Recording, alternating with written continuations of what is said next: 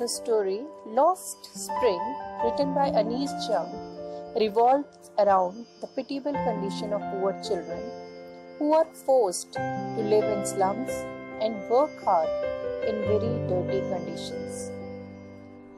The story is divided into two parts, and today we are going to start with the first part.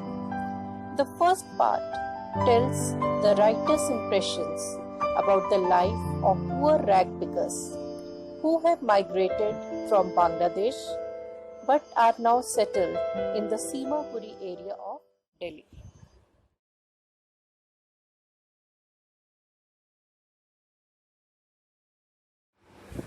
The title of the first part of the story is Sometimes I Find a Rupee in the Garbage.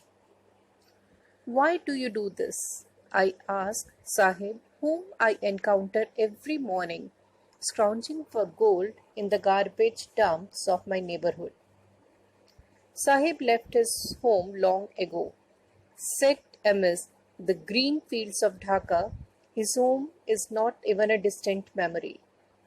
There were many storms that swept away their fields and homes, his mother tells him.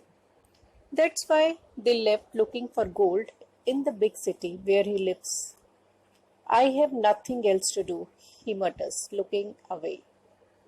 Go to school, I say glibly, realizing immediately how hollow the advice must sound. So every morning, the writer Anees Jung watches rag picker named Sahib. Every day, Sahib used to visit the garbage heaps. All of you know garbage heaps means garbage dumps. To scrounge gold in it. Now, what is the meaning of scrounge? Scrounge means search or to obtain. The question that arises here is, how can Sahib, the rag picker, find gold in the garbage heap? Because this heap is full of useless things. Here, gold refers to coins or notes, and it provides them items which can be sold for cash. Set amidst the green fields of Dhaka, his home is not even a distant memory. His family migrated from Dhaka so long ago that he doesn't even have a distant memory of it. So you can say Sahib and his family were Bangladeshi migrants whose homes and fields were swept away by the frequent storms. So you can see this line, there were many storms that swept away their fields and homes, his mother tells him. That is why they left looking for gold in the city where he lives now. So they left Dhaka looking for gold. Now what does this mean? They came in the city for livelihood. I have nothing else to do, he mutters looking away. So you remember the question? In the very first line, the narrator asked, why do you do this? Now what was the answer given by Sahib? I have nothing else to do, he mutters looking away. So he said, and he doesn't want to face the writer, so he looks away. Go to school, I say glibly, realizing immediately how hollow the advice must sound.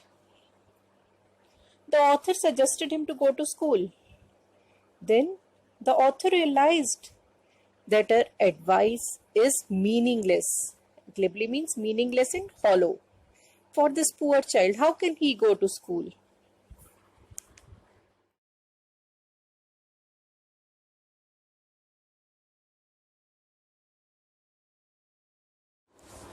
So when the narrator suggested her to go to school, Sahib replied, there is no school in my neighborhood. When they build one, I will go. If I start a school, will you come? I asked half jokingly. So the narrator, just like that, jokingly she said, if she opened a school, would he attend it? That time she did not know that Sahib would take it seriously. Yes, he says smiling broadly. So he said, yes, I'll come. A few days later, I see him running up to me. So Sahib came to her after a few days, and what did he ask? Is your school ready? Narrator felt very embarrassed. The writer felt ashamed of her false promise and replied that it takes a lot of time to build a school. But promises like mine abound in every corner of his bleak means dark world. Then she realized that Sahib is surrounded by such false promises made by everyone around him.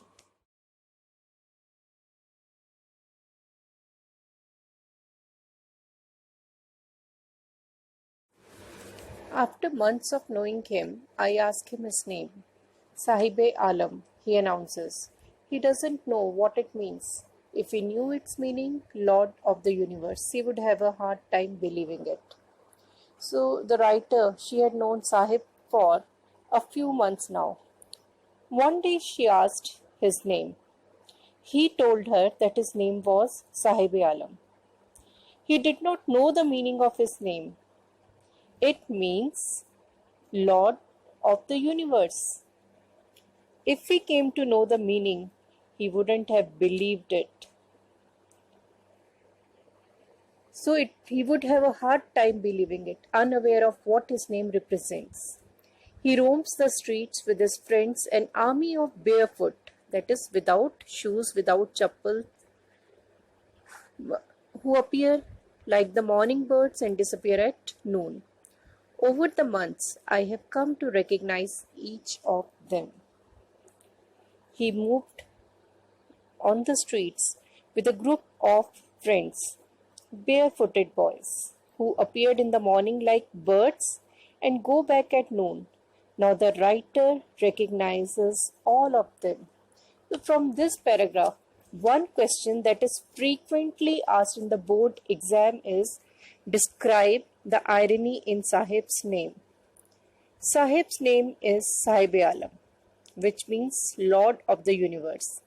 But in stark contrast to his name, Sahib is poverty-stricken, barefoot, homeless rag picker who scrounges the garbage dumps of Delhi for his livelihood.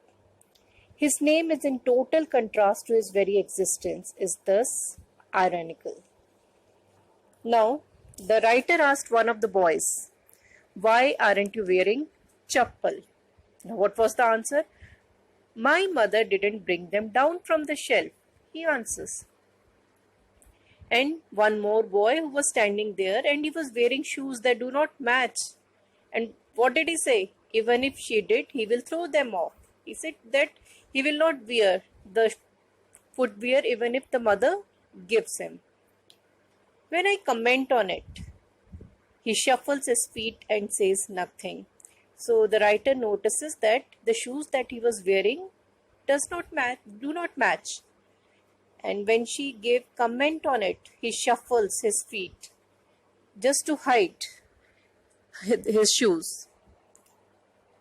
When I comment on it, he shuffles his feet and says nothing. "I want shoes," says a third boy who never owned a pair all his life. So the third boy, the third rag picker who was standing there, he said that he wanted a pair of shoes. Traveling across the country, I've seen children walking barefoot in cities on village roads, and it's not lack of money, but a tradition to stay barefoot is one of the explanations. The writer further tells that she had seen many children walking barefoot in the cities and villages. When she asked the reason, poor people told her that they were barefoot because it was their tradition, not because they don't have money to buy, but it was their tradition. The writer understood that it was not a tradition but mere excuse to hide their poverty. They are unable to buy shoes, they don't have money to buy shoes. That is why they say that it is their tradition not to wear shoes.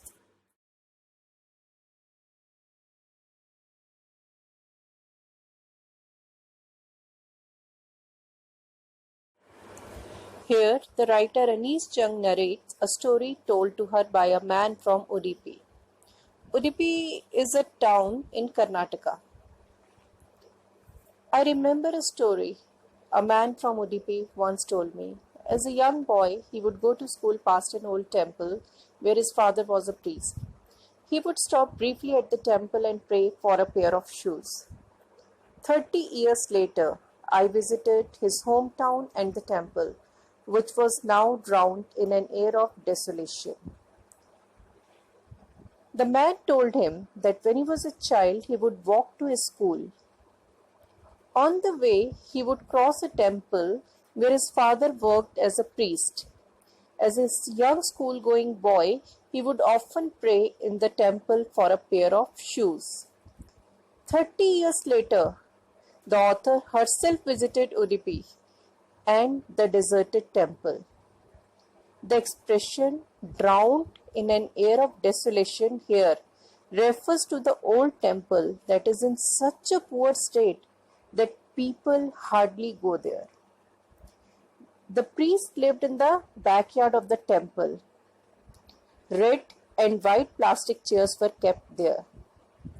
Then what did the writer see? A young boy dressed in a grey uniform wearing socks and shoes arrived, panting, and threw his bag on a folding bed. Looking at the boy, I remembered the prayer another boy had made to the goddess when he had finally got his pair of shoes. Let me never lose them. The god had granted his prayer. A young boy came running. When the writer reached the temple, what did she notice? A young boy came running. He was wearing his grey-colored school uniform, socks and shoes. He threw his bag on the bed and ran away. The author remembered the other boy's prayer to God on having received a pair of shoes. He had prayed that he might never lose them. The boy's prayer was answered. See the last line? But many others, like the rag pickers in my neighborhood, remain shoeless. So the cities are still full of rag pickers, moving barefoot all their life. Through this paragraph, what do we come to know? We can clearly see that the financial condition of the priest at the temple had improved over the last few years.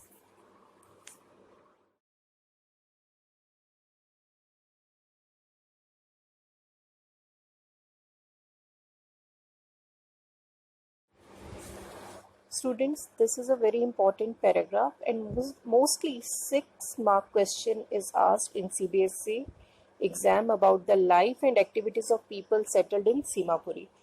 So listen to me very carefully. Here the writer describes the area where these rag picker boys live. The author takes us to the outskirts of Delhi to a place called Simapuri. Simapuri is a place on the periphery of Delhi. Periphery means the outermost part or region, and metaphorically means symbol. Now try to understand the meaning of first line. Though situated on the periphery of Delhi, it is not even distantly connected to the capital city in any respect. Sahib's family and many others had migrated from Bangladesh in 1971. These families are called squatters. Squatter means someone who lives without permission or illegally. Once a wilderness. Wilderness means neglected area. Simapuri now has structures of mud with tin or tarpaulin roof without any amenities of health or hygiene. There is no sewage system, drainage, or running water facility in Simapuri. It is a piece of wasteland where the garbage of cities collected. The people here are living illegally. 10,000 rag pickers have been living here in Simapuri for the last 30 years without an identity. They have been provided ration cards and voter identity cards. They get grocery for their family through these ration cards. The writer Anis asked a group of women who were wearing torn saris why they had left their homes in Dhaka. They replied that they didn't come looking for identity but food for their stomach. If they are able to satisfy the hunger of their families and sleep at night, they are happier to live in Simapuri than in Dhaka, where their fields gave them no food. Wherever they find food, they pitch their tents, which becomes their transit home. Transit homes means temporary homes. Children become their partners in survival. What does it mean? It means they also start helping their parents. For those who live in Simapuri, the only means of survival, as you all know, is rag picking. They become well trained in rag picking and do it well. For them, garbage is as precious as gold. But for these children, the garbage dumps are more than a means of survival.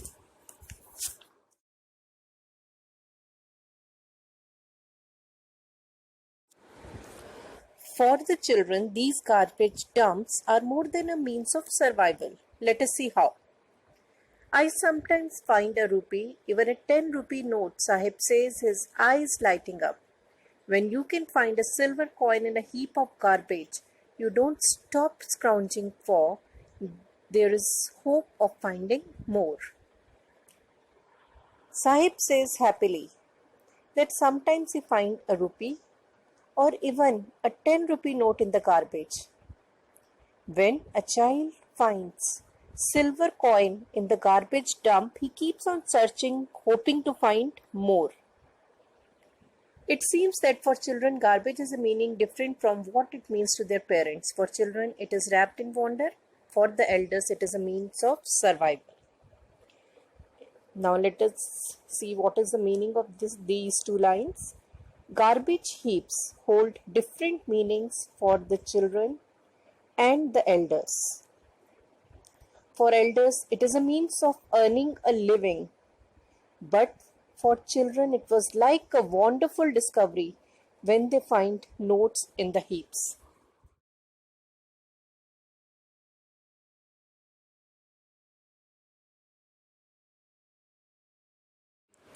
Simapuri is a place in the outskirts of Delhi. The rag pickers scrounge gold in the garbage dumps. For the children, garbage is wrapped in wonder, and for the elders, it is a means of survival. A group of women say that they pitch their tents where they find food. They become their transit homes. There, the children grow and participate in the process of survival. Students, you just heard how children become partners in survival.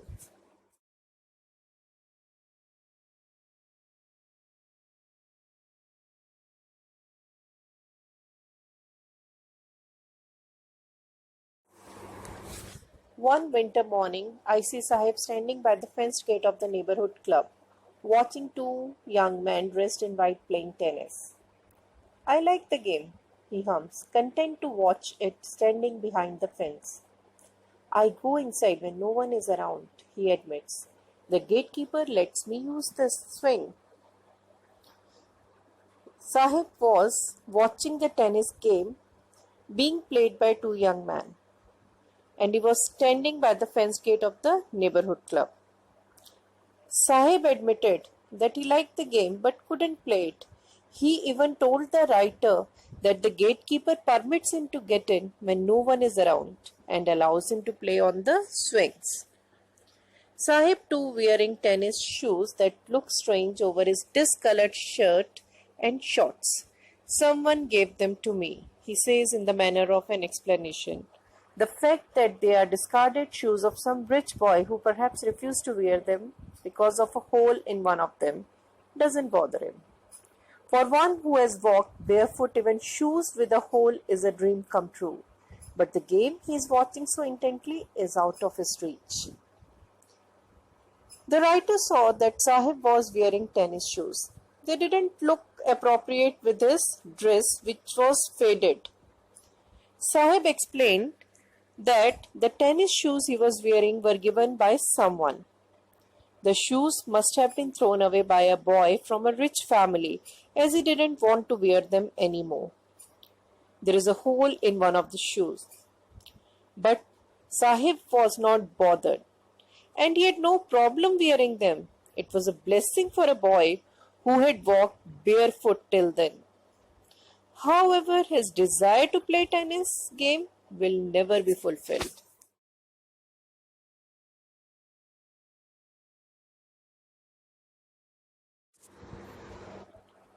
This is the last paragraph of the first part of the lesson, Lost Spring. This morning, Sahib is on his way to the milk booth. In his hand is a steel canister. I now work in a tea stall down the road, he says, pointing in the distance. I am paid 800 rupees and all my meals. Does he like the job? I ask. His face, I see, has lost the carefree look. The steel canister seems heavier than the plastic bag he would carry so lightly over his shoulder. The bag was his. The canister belonged to the man who owns the tea shop.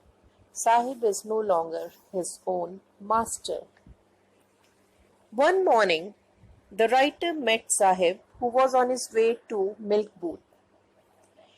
He was holding a steel container. He told the writer that he got a job in a tea stall. He was paid 800 rupees a month and all his meals. The writer asked him if he liked his job. The writer saw that he was not happy. He had lost his carefree life and his freedom, as now he was working for somebody else and was carrying his master's container. The steel canister seemed heavier than garbage bag, because Sahib was now burdened with the responsibility of a job. Earlier, as a rag picker, Sahib would easily carry his own bag and was his own master. Thus, he was no longer his own master now.